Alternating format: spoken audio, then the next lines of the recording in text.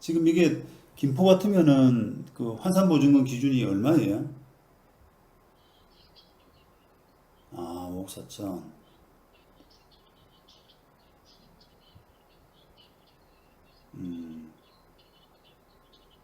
그렇죠. 우리는 6억 5천인데, 그러면 또 환산보증금 기준도 초과한 거 아닙니까?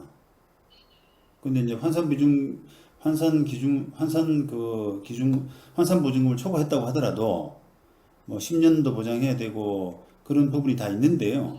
문제는 이제 이게 좀 공교롭게도 며칠 상관으로 제가 계속 비슷한 질문을 좀 받게 되는데, 이게 고액임대차 같은 경우는 그 환산보증금이 초과하는 고액임대차 같은 경우는 이게 묵시적 갱신이 되게 되면은 그 세입자가 그 10년 보장을 받을 수 없는 상황이 되게 돼 있어요. 그러니까 이제 다시 말하면 결론적으로 이야기하면은 우리가 해지 통보하면은 해지 통보한 때로부터 6개월 뒤에 계약이 끝나버리는 그런 또 부분도 있습니다. 그거는 이제 환산보증금 기준을 그 밑도는 그 이하인 이런 계약하고는 차이가 있는 건데요. 이런 그런 부분도 지금 우리한테는 유리한 거죠, 임대인한테는.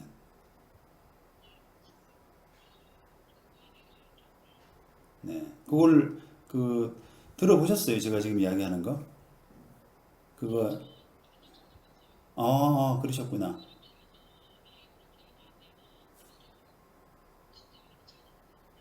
제 칼럼도 보셨어요? 이거 공부 많이 하셨네. 그게 거의 잘 모르거든요. 저도 그게 거의 제가 처음 재판을 해가지고 대법원까지 가서 판결 받은 게 그게 얼마 안 돼요. 저도 되게 네, 22년. 네, 그래요. 맞아요. 그래서 저도 이제 그때는 임차인 대리를 했는데 그런 판결이 너무 낯설더라고요. 왜냐하면 이게 묵시적 갱신이 너무 흔하게 되는데 그렇다면은 대법원 판례대로 한다 그러면은 이게 고액 임차인 같은 경우는 묵시적 갱신을 하면은 사실은 그 보호를 완전 못 받게 되는 그런 처지에 놓이게 되니까 이거는 야 이렇게 되면 사회적인 파장이 너무 큰데라고 하는 생각이 들더라고요.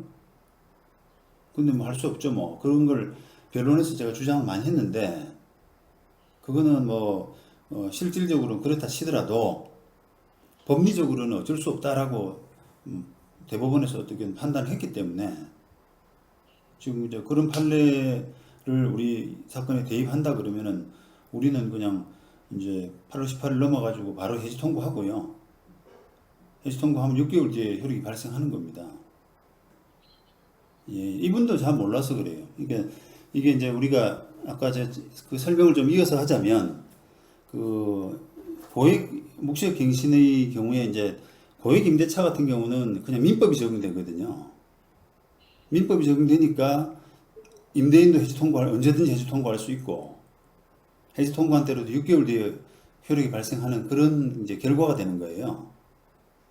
그 상가 임대차 보법이 적용되는 게 아니라 묵시 갱신이 되면은 그 아까 민법의 적용을 받으니까 임차인이 불리해지는 그런 결과가 되거든요. 근데 이제 그거를 대부분 사람들이 잘 모른단 말이에요. 그 세입자도 마찬가지고. 그래서 이제 그래서 그래서 그거를 이제 저기 임차인한테 그걸 설명을 하려 그러면 그러니까 지금 사모님도 그걸 많이 찾아보고 겨우 납득을 하신 거 아닙니까? 예? 근데 이제 그거를 상대방한테 납득을 시키려 그러면은 약간의 이제 변호사 명의 통보서를 보내고요.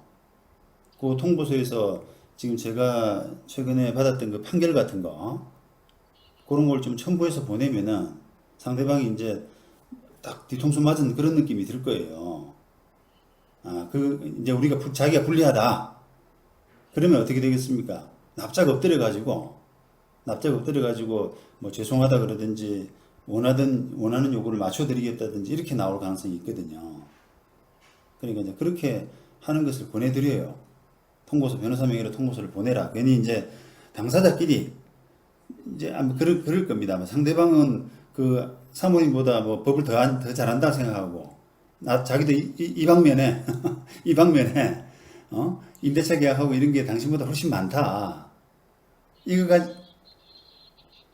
그러니까 이제 그런 이제 생각을 갖고 있는 사람하고, 그냥 직접 대응하시게 되면 자꾸 말이 겉돌게 되는 거예요. 예, 그렇게 해서 통보서 하나 보내고, 합의를 하시는 게 좋을 것 같아요. 그래야지 상대방한테 좀 이렇게 말에 권위가 설 거예요. 네.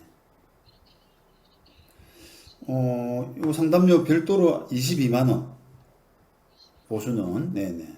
그 다음에 또 이제 뭐 나중에 그분하고 뭐 합의서를 쓴다거나, 뭐 권리금 뭐 2천만 원 주고 내 보낸다거나, 왜냐면 상대방은 재판하면 이제 진다는 걸 알면은 기존에 요구했던 조건도, 기존에 요구했던 우리가 1억 제시했다 그랬나요? 그러니까 그 금액을 이제 우리도 그대로 유지할 필요도 없죠. 우리가 유리하다면. 그죠? 그러면 이제 상대방은, 그러니까 어쨌든 상대방은 합의가 만약에 뭐 7천이 됐다. 라고 하게 되면은 그 금액 같은 걸 합의서 쓰고 마무리해야 될 거 아닙니까? 그런 것들은 이제 나중에 진행되는 것들은 다 별도로 하고요. 이게 그런 그 사람들, 장사하는 사람들하고 계약할 때는 상당히 조심하셔야 돼요. 여러 가지로. 그 사람들은 어쨌든 그쪽에서 경험이 훨씬 많습니다. 보통의 임대인보다는.